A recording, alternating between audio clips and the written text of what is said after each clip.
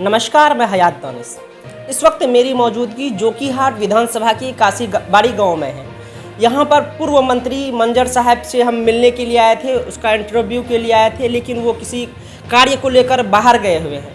अभी उनकी जो बेटी है आतिया मंजर, जो वकील है, एडवोकेट है, हम उनसे जानने का प्रयास करेंगे कि वो मंजर साहब इस बार जो फील्ड पर आ रहे हैं उनके क्या क्या मुद्दे रहेंगे। जी देखिए, हमारा जो मुद्दा है इस बार का वो विकास है।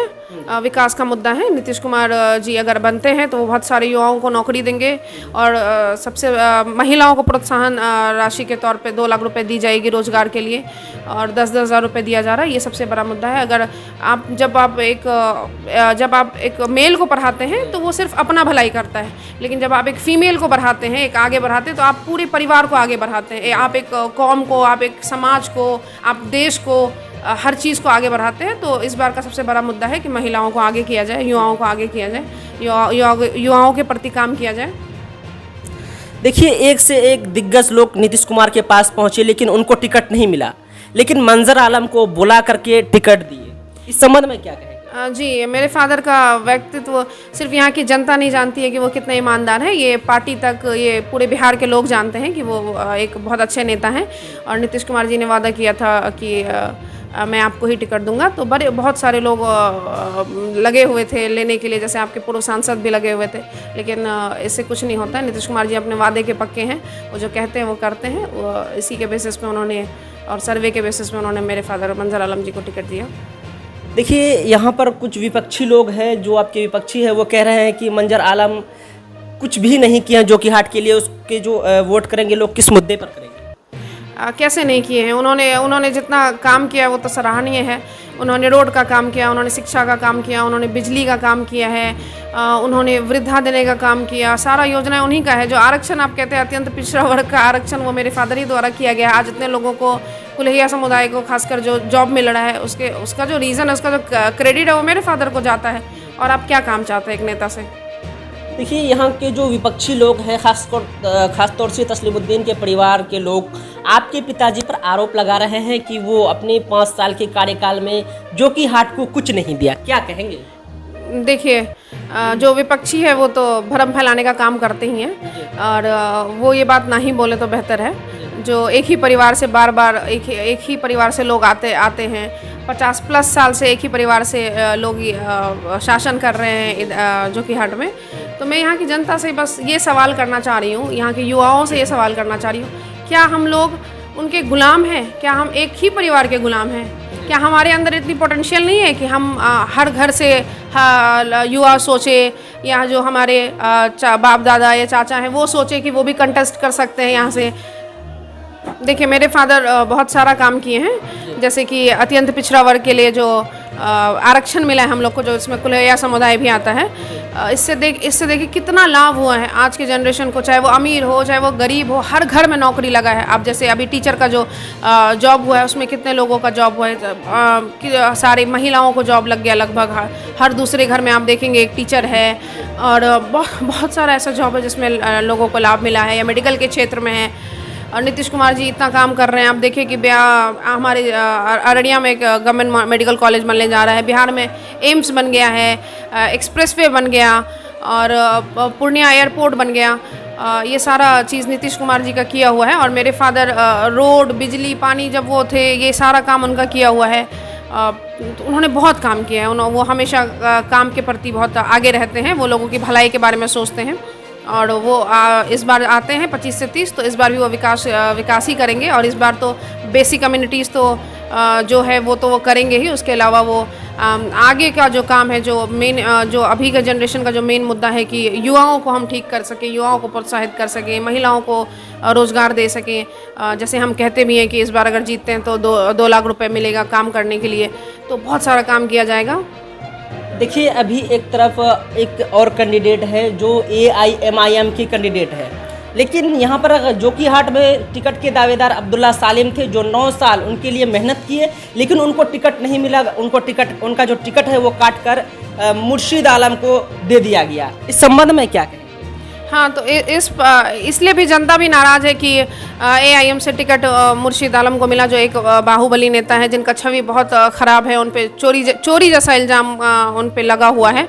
ये एक बहुत ख़राब चीज़ है।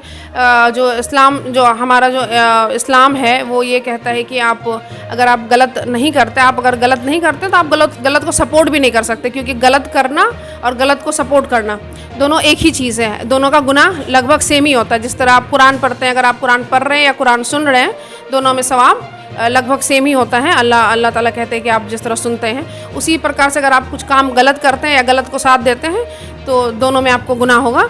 तो मुर्शीद आलम का छवि बहुत ख़राब है। आप देखिए ना, वो पिछले 25 साल से उनके घर से कोई ना कोई मुखिया रहा है। आप पलासी क्षेत्र में जाएं और उनका काम देखें कि कुछ भी काम नहीं हुआ। मैं खुद वहाँ गई हुई थी, और जब मैंने वहाँ देखा कि लोगों को रोड नहीं मिला हुआ, रोड का काम नहीं हुआ है, वृद्धाओं को पेंशन नहीं मिल रहा है, जो बूढ़ी औरतें हैं, तो मैंने पर्सनली पूछा कि आखिर यहाँ पे कौन है मुखिया या मेंबर कौन है, आखिर क्यों नहीं इन्हें जोड़ा गया है। तो मुझे पता चला कि ये उनका क्षेत्र है, और मैं बहुत दुखी हुई कि बताइए, ये अपने क्षेत्र का, जहाँ पे ये या तो ये रहती उनकी वाइफ खड़ी होती हैं, उनके घर में हमेशा पिछले 25 साल से पावर रहा है, ये वो मुखिया में रहते हैं, तो वो काम नहीं कर रहे। जब वो आप जो छोटा क्षेत्र आपको मिला, आप उसको नहीं संभाल पा रहे हैं, आप सरकार की योजनाओं को, सरकार के लाभ को आप वृद्धजनों को या वहाँ के लोगों को नहीं दे पा रहे, आप सड़क को नहीं जोड़ पा रहे, तो आप क्या पूरे इलाके का क्या काम कीजिएगा। तो ये चीज़ यहाँ की जनता को समझना चाहिए, यहाँ के लोगों को समझना चाहिए। यहाँ के जो लोग हैं, चाहे वो किसी भी तरह से पढ़े लिखे हैं, चाहे वो कुरान पढ़े हुए हैं, चाहे वो इंग्लिश मीडियम से हैं, चाहे वो एजुकेटेड हैं, चाहे अनएजुकेटेड हैं, तो जब आप अपना नेता सेलेक्ट करते हैं, तो आपको ये होना चाहिए कि आप भलाई सिर्फ अपने लिए नहीं कर रहे हैं, आपको पूरे समाज के प्रति सोचना है, पूरे कौम के प्रति सोचना है। तो आप एक ऐसे नेता को वोट करें जो लायक है इसके। तो मंजर आलम जो हैं, वो चारों कैंडिडेट में सबसे बेहतर उम्मीदवार हैं, आप उनको वोट दें। कम से कम उनके ऊपर इस तरह का इल्ज़ाम तो नहीं है कि वो इस तरह का काम करते हैं। वो हम देखें कि जो यहाँ के मौलाना है हमारे समाज में, तो आप देख रहे हैं कि यहाँ बहुत सारे मौलवी मौलाना है। ये बहुत अच्छी चीज़ है कि यहाँ के लोग पढ़ के हाफिज़ कुरान बनते हैं। और मैं उनसे ये सवाल करना चाहती हूँ कि आप एक बच्चे को जब पढ़ाने जाते हैं, तो आप जब 5 मिनट पढ़ते हैं, मैं हमेशा सुनती हूँ ऐसे लोगों से, मुझे लोगों का व्यू सुनना ये बड़ा अच्छा लगता है। तो वो कहते हैं कि हम अगर 5 मिनट अगर हम कम पढ़ाएंगे, तो अल्लाह ताला के यहाँ मेरा पकड़ हो जाएगा। आप 5 मिनट पढ़ाने में आप जब इतना सोचते हैं कि कम पढ़ाएंगे या ज़्यादा पढ़ाएंगे तो मेरा कब्र में पकड़ हो जाएगा, आखिर क़यामत में पकड़ होगा, तो आप जब वोट करने जा रहे हैं, क्या आपका उसमें पकड़ नहीं होगा? क्या आप ये ऐसे एक कैंडिडेट को देने जा रहे हैं जिस पे इतना बड़ा इल्ज़ाम है, मूर्ति चोरी जैसा इल्ज़ाम लगा हुआ है? अगर आप ऐसे लोग को सपोर्ट कीजिएगा, क्या उससे आपको गुनाह नहीं मिलेगा? क्या उससे आपको पकड़ नहीं होगा? दुनिया और आखिरत दोनों में आप पे पकड़ किया जाएगा। तो आप एक ऐसे अगर एआईएम किसी और कैंडिडेट को टिकट देती, जैसे कि शालिम चतुर्वेदी जी थे, वो एक अच्छे इंसान थे, अगर उनको दी जाती टिकट तो कोई बात भी होता। लेकिन अभी जिस कैंडिडेट को टिकट दिया गया है, वो व्यक्तिगत तौर पे अच्छे नहीं हैं। तो हर इंसान को सोचना चाहिए इस पर। आप देखें कि मुर्शीद आलम साहब पे ये भी एक इल्ज़ाम है कि वो जो है मौलाना जो इमाम है, मस्जिद के इमाम को उन्होंने, आप वीडियो देखेंगे कि उनको घसीट के मारा है। ये कहाँ तक सही है? अच्छा, इसी मुद्दे पे उनसे हम मुर्शीद आलम से भी बात की थी, लेकिन उनका कहना है कि यह सरासर बेबुनियाद और झूठा आरोप है हमारे ऊपर। देखिए, जो यहाँ की कोर्ट है, जो यहाँ का देश है, वो एविडेंस पे चलता है, एविडेंस बेस्ड बात होती है। तो आप वीडियो निकाल के देखें, उसमें कितनी सच्चाई है कि उन्होंने किस तरह इमाम को घसीट के मारा है। और अगर आप ऐसा नेता चुनते हैं तो वो हर जगह वैसा ही काम करेंगे। तो आप बिल्कुल ऐसा काम ना करें। आप आपका वोट बहुत कीमती है, आप सोच समझ के अपना वोट करें। और मैं यहाँ के जो उलमा लोग हैं, जो मौलवी मौलाना है, या जो हमारे समाज के एक अच्छे तबके के लोग हैं, मैं उनसे एक छोटा सा अपील ये भी करना चाहूँगी कि जो मस्जिद है हमारा, या जो मदरसा है, वो एक पढ़ने का जगह है, वो अल्लाह का जगह है। वहाँ पे हम नमाज़ पढ़ते हैं, वहाँ पे हम अपने दीन से, अल्लाह से कनेक्ट होते हैं। वैसे जगह में आप किसी नेता को सपोर्ट ना करें, आप जाति और धर्म वहाँ पे नहीं स्टार्ट करें। वो एक दुनियाई चीज़ से हट के एक जगह है। पार्टी पक्ष की बात नहीं, हाँ, पार्टी पक्ष की बात आप ना करें वैसे जगहों में। मैं ये कहना चाहूँगी, आप पॉलिटिक्स, मस्जिद और मदरसे से दूर ही रहना बेहतर रहता है। देखिए, इस बार की जनता जो है कि मंजर आलम को जो वोट करेंगे, किस मुद्दे पर वोट करेंगे, क्या मुद्दे रहेंगे मंजर आलम साहब के? देखिए, मैं यहाँ की जनता से, जागरूक जनता से ये अपील करती हूँ कि आप चारों कैंडिडेट में सबसे बेहतर उम्मीदवार को वोट दें, और सबसे बेहतर उम्मीदवार मंजर आलम जी हैं।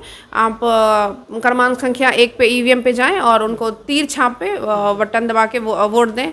और हमें यहाँ को जे औरत से नीचे खासकर जे हमारे माँ छी, बहन छी, हमें ओकरा से भी ये अपील करे छिन कि ते वोट मंजर आलमक दहें, कने कि ते वोट आपन ली करी रहला सा, ते अपन परिवारल करी रहला सा, ते अपन आने वाला पीढ़ी करी रहला सा।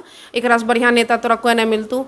एज जे औरत सनी इतना आराम से रहे छी, शराबबंदी भै गेली, सब चीज़ करल की सही, सब नीतीश कुमारक देन छी।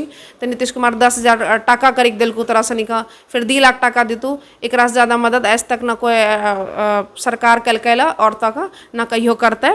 अगर वो तोरा कलको से जे करता तो हूँ तो ओकरा करवे। देखिए, ये थी मंजर साहब की बेटी आतिया मंजर, जो एडवोकेट है। जी, आप लोग जहाँ से भी देख रहे हैं कमेंट बॉक्स में ज़रूर बताएं।